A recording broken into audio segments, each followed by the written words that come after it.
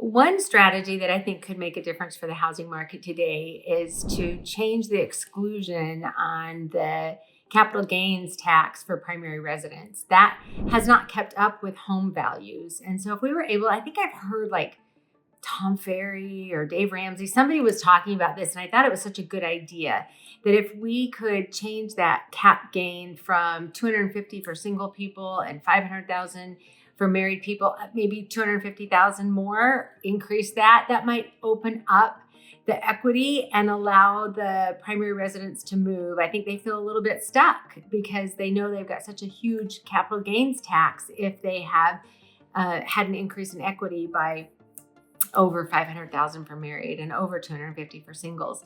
And so they don't feel like they can go to the next property. So that exclusion, allowing for that adjustment, it might enable them to feel more like they can make a change in property. And really, a lot of times that is handcuffing them to their current home. We're seeing that 3 out of 10 people purchase a home with cash. That might enable them to purchase homes with cash or have bigger down payments or help with their interest rate buy down. So it could open up an opportunity for buyers and help our housing market so that we've got more of flexibility in what a homeowner can do if they were to sell and move on to another property. Another idea that I think is worth exploring is having homeowners roll their full equity into the next resident and not have it be capital gain tax at all.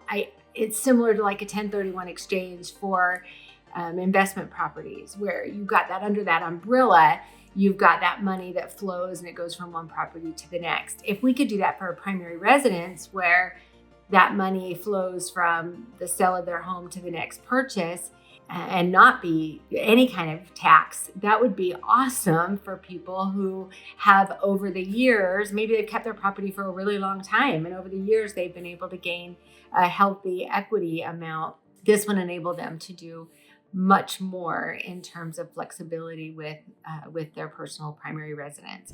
So those are just a couple of ideas. I think they're a lot better than a 50-year mortgage. That's silly. I think it's better than taking your interest rate with you. That's a nightmare in order to figure out the logistics. But to make some of these financial opportunities opened up, maybe the government can help with that. I don't know. But there are ways, if they'll open their minds to opportunities for our sellers and our buyers. I think it's a great time to be a buyer. The negotiating opportunity, at least in Arizona, is very good, and it hasn't been that way in every case. I also think it's a good time to be a seller. Whenever it's the right time for you, it's the time to sell. Either way, no matter when that time is, I will be here to offer my Kane client care where I will communicate and advocate and navigate and educate whatever market we're in because you deserve our very best. I look forward to hearing from you.